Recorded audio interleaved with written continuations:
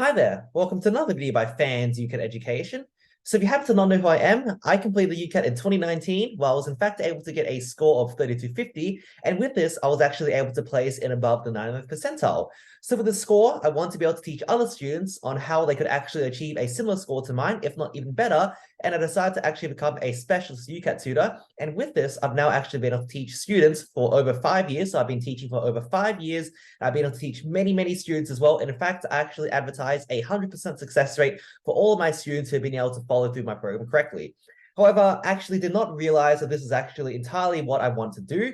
I actually want to, in fact, bring all of my teaching to as many people as I could. So as a result, I've started off this YouTube channel and I'm hoping to bring my teaching to as many people as I can, including yourself. So without further ado, with that sort of long intro, which actually ended up taking me multiple attempts to record, I'm now actually going to start this video. And today's video is actually going to be discussing about the one truth that you actually need to swallow for UCAT success. So there are many misconceptions when it comes to UCAT success and everything and how it's actually done. And I'm hoping to actually bring that to you all. So I'm going to just share my screen right now, and hopefully we can get this video done in a relatively acceptable time frame. But anyway, so now, just before I want to get started, so yes, today's video is about the one hard truth to swallow for UCAT success. Before I actually want to start on that, I actually want to remind you all that I actually have a Google Forms to request a private tutoring session with me. So I actually offer many services here. So if you happen to want to get exam help or just some tips or anything, or just some help with the questions or just any questions in general, please feel free to actually use this link right there on the top. And in fact, it's actually placed down below as well. So you actually can just simply access the link right there and fill out the form, and I'll get back to you for a private tutoring session that should be able to help you massively, as it has been able to help many of my students before.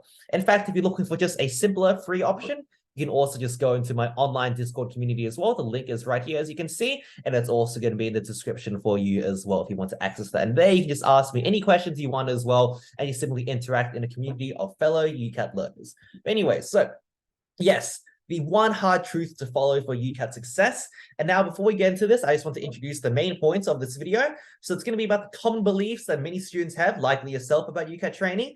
Then I'm going to go into the hard truth that I've sort of learned through my many years of teaching. In fact, the teaching that I've actually done this year, which has made me realize these truths most strongly, but also the relief at the same time as well, and a little final summary to wrap it up. Okay, so starting off with the common beliefs about UCAT training, okay? So there are many beliefs, as I mentioned before, about how UCAT success is actually achieved in the end. However, unfortunately, many of these beliefs are actually incorrect, and I'm going to explain those in the next slide. But in fact, I'm just going to go through a few of these beliefs first, and you can actually take a chance to see whether your beliefs actually match up with this. So the first common belief that I have is that actually people believe that a very high UCAT score, like, 3,000, 3,100, in fact, if you're in the UK, maybe 2,800, 2,900, can actually be achieved if you do like a month or two of hard work or something like that. Just 1 month or two of hard work and people think they can achieve success. However, that is unfortunately incorrect. I'll explain it later. Another idea is that you can just sort of train the UCAT on a whim yourself. So you don't really need any sort of consistency. You just train once a week here on this day, and then just simply more in another week in a very random order as well. People think they can do that. They also believe that when it comes to a training session, it's actually entirely sufficient with just a few questions done. So if you actually just end up, just getting 10 questions done for one section, and then, you just amount that to an entire week, you think that just a full section of training, just doing a sprinkle of questions, 20 or 30 there, is actually perfectly fine. That's another misconception, which I'm about to sort of explain as to why. But here's another misconception as well among this, sort of on a sort of similar different idea, but still a misconception. So the thing is that people actually believe that in order to actually perform well in the UCAT, you actually need to sort of be entirely focused on it without actually time for other things. So, in order to achieve success in the UCAT, you may think that, you may only be able to be focused on the UCAT, not able to do other things like, socializing, hobbies, just trying new experiences and everything. And this cannot be more incorrect. And as I mentioned, with all this, these are just all false beliefs that will actually hamper your ability to just perform, so maximize UCAT performance, and overall just make you a more unhappy person. And who wants to be an unhappy person? So moving on to the hard truth and everything, okay? So this is the sort of juice in the video right here. So please listen up if you haven't been listening. In fact, if you decide to skip to this section, please listen to this as well. So there are many hard truths that actually exist that actually you need to understand for you to be able to actually achieve the sort of peak UCAT success. And these actually just directly link with the previous misconceptions. I'm just going to sort of like, I guess, be correcting these misconceptions that I've been introducing before. And yeah, many of these are overlooked by UCAT students. Many of these students actually end up believing that they can easily achieve success just doing something very minor and small, and just overall just think that it's a very easy process, when in reality it's not. But at the same time, it's not entirely a very hard process either. Okay, so the first hard truth actually when it comes to the UCAT is that actually so even though you can have, while the most capable students, the best of us and everything, can actually succeed with just a month of training, in fact, maybe just a few weeks as well, the majority of students, 99%, 99.5% plus, including myself, will actually need 6 months of consistent training. So you'll need to train for an exceptionally long time if you actually want to achieve success. And this actually becomes even more true nowadays with students achieving very high scores. So I believe, in fact, the score to actually get a 9th percentile is around 3,000 for this year, around 3,050. Whereas maybe before it would have just simply been like literally 2,800 or something like that. In fact, just around the year I did, it was around 2,850 or something like that. So the thing is that you really do need to make sure that you actually are training from a very, very long sort of time. It's not one of those things that you can actually expect to succeed in everything if you simply train within a month or two. The way I see UCAT is that it's any other skill like cooking, dancing, and the thing is that you need to actually train for a very, very long time if you actually want to achieve success, because you're looking to be the best right here. And 6 months of training is about the sufficient amount. If you want to know how long I train, in fact, I actually trained for like a year, and very, very consistently as well at that in order to actually achieve my success as well. Okay. And another hard truth as well was that, people like to sort of, train with their own feelings, as I mentioned before. But the thing is, and pretty much what I'm saying is that it's inconsistent training. But the thing is that if you actually just train on your own whim and just inconsistently, you're actually going to massively limit your UCAT growth and everything and actually end up likely failing. And you're going to actually need to train consistently if you want to achieve success. So consistency is by far one of the most important things.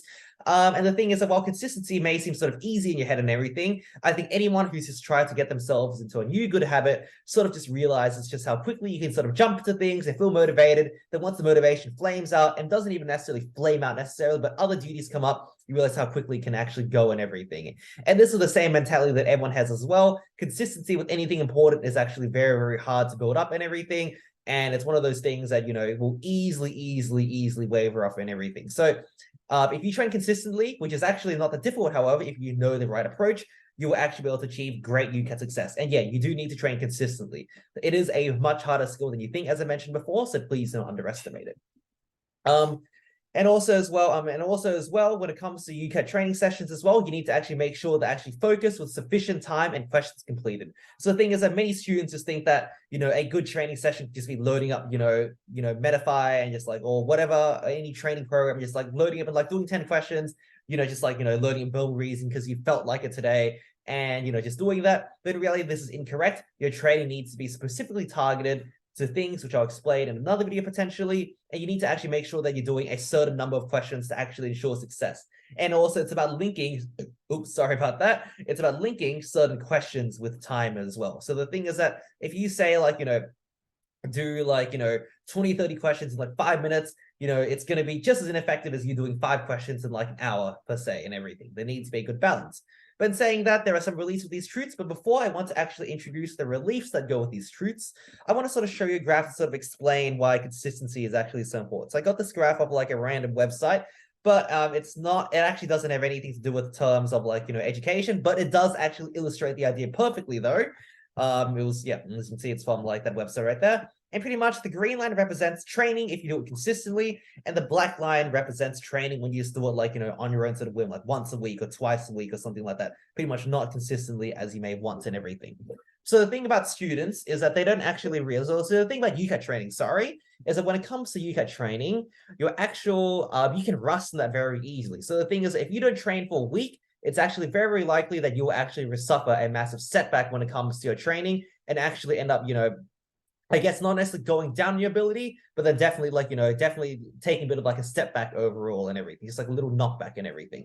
And you can sort of, and the thing is, even if you actually end up training and everything once per week and everything to actually increase your ability, you sort of not continue ups and downs and you sort of go through the, the forwards and you being knocked back as well. that actually end up resulting in like, very limited growth. So you're going up, then you're going down, up and going down with like the break, then you train again, you're going up, then you're going down again as you take a break as well, as you rust. And this actually ends up limiting your growth. However, if you actually decide to train consistently, like I said before, your trajectory is going to be more just like the green path and everything. So without rusting and everything, and only adding growth, you'll see that actually you're going to end up growing much, much more than actually if you decide to actually just train inconsistently and everything. And this is actually true with many of my students. I've taught them, like I said before, I've had the experience of this with this year particularly. I've actually gone to see many, many students who've actually been able to perform very well in like, 1 week and everything. They just simply decide they seem to take a bit of a break or something like that, or they simply just get lazy, which is usually most of the case.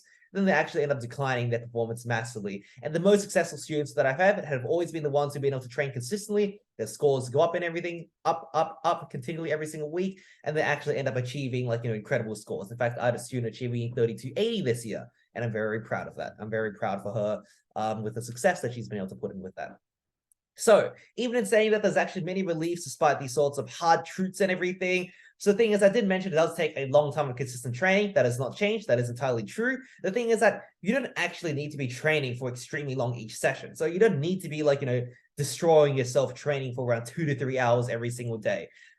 It just can be much shorter and everything. I'm not going to specify a time because that's my little training secret. But then the thing is that as long as it's just consistent, that's what matters. As long as you simply have good consistency, that's what that matters and everything. And the thing is that, the consistency doesn't have to be perfect and everything. Just the thing is that, if you have small lapses for like, a vacation, at the end of the year for like self-care, which, is very important, or just like, a missed lazy day, in fact, even 2 or 3, 5 or 10, maybe, it's actually easily manageable. But then it's only bad if the consistency is just continually bad in a single time. As long as you just have a strong sense of consistency, it's perfectly fine. And now the thing is that many students, as I mentioned before, just have trouble building up consistency. But the sort of little secret right here, which I'm willing to share with you guys, is the fact that when it comes to consistency, you don't actually need to jump into a highly consistent routine and be perfect from the start. So, let's say that, the time that I offered you guys to study was 2 hours, or you all to study was 2 hours. It's not 2 hours. In fact, that's way too long, but say it's 2 hours. So the thing is that if you actually, try to jump into 2 hours, that's actually not necessary. And in fact, that's likely going to not work out, because the thing is that, you need to actually build a habit and everything before it actually starts. You can't just jump into it. You're actually going to end up flaming out by that, because 2 hours will be quite a pain from the start. In fact, it even isn't pain. Like I said before, there's actually a time that's better, but that's my little training secret. But anyway, so with your training routine, you can actually start off terrible and actually work your way up slowly as long as you get there in the end. And in fact, I'm going to make a video where I actually show you the training schedule that I recommend to get you started with UCAT training. So the idea is that, like I said before, you may start off terrible, work your way up slowly, and just as long as you get there in the end, that's actually what matters as well. So it's very easy to build consistency in the end, as long as you actually make the first step and everything. It's not about actually, jumping into 2 hour time, training times and everything. That's not necessary. Just making the first step is actually the most important. When I say the first step, I really mean the first step. I'm talking about the easiest thing you could possibly imagine you could do with UCAT training or something like that. That's all, I guess, counts as UCAT training. So I'm going to be introducing that in just a small moment, or not a small, but in a later video. So please look out for that. But anyways, in fact, actually, so the UCAT cycle's passed and everything, and many students have likely just decided to just chill out and everything, not do anything. But then the thing is that, in fact, actually is the perfect time to train. So if you're here watching the video, congratulations, you've actually unlocked, the first step and everything to actually, starting your journey, and you're starting off at a perfect time. So long as this video isn't being watched in, May 2024 or something. You're starting off at a good time. And if you start now, if you right there, I'm talking about you watching this video right now, if you start now, you will actually be putting yourself on an incredible trajectory of UCAT success, even if it means starting very easy as well. And overall, what does this relief mean in general? It means that overall, you can achieve a very highly fulfilled life and everything, with a social circle, hobbies, dancing, singing, cooking, whatever you want, and new experiences, vacations, traveling with your friends and everything, whatever you like as well, while you actually achieve incredible UCAT success. And this is something that many of my students have done and everything. Many of my students have actually been able to maintain very, very highly active social lives and hobbies and new experiences, while actually being able to get incredible UCAT scores and incredible future in the degree. So Now that's the relief, and now here's the final summary as well. So this is just a very quick sort of thing and everything. So like I said before, many misconceptions about the UCAT with the things I mentioned there. Hard truths, with the fact that you need to start relatively early, train consistently, and put in a sufficient amount of time, but also reliefs as well with that, you can just train light, you build up your training slowly, and you can also not be perfect from the start. And mistakes are perfectly fine. And with that, you can actually end up achieving some incredible success in the UCAT, while actually also living a highly fulfilled life with a social circle, and again, time invested into hobbies and experiences gained. So that's the video right there. And again, I hope you actually ended up finding it very useful. As a quick reminder to you all, I actually do have my Google Forms right there, when you simply request a private tutoring session with me. And I mean, it may sound biased, but I do think that actually now would be the best time to sort of do it. The earlier you start, the more likely you're going to be succeeding. As I just explained there, the link is going to be in the description for you to actually be able to find this link and book a session with me if you'd like. And of course, the online UCAT Discord community, the free option as well, where you can just simply go on that link as well and be in a community of fellow UCAT learners to try to help you succeed in the best way possible. But anyways, thank you for watching my video. And as my slogan always goes, if you want to actually end up achieving a score of 3000, you need to aim high and aim for 3600. So thank you so much for watching my video, and I'll see you all in the next one.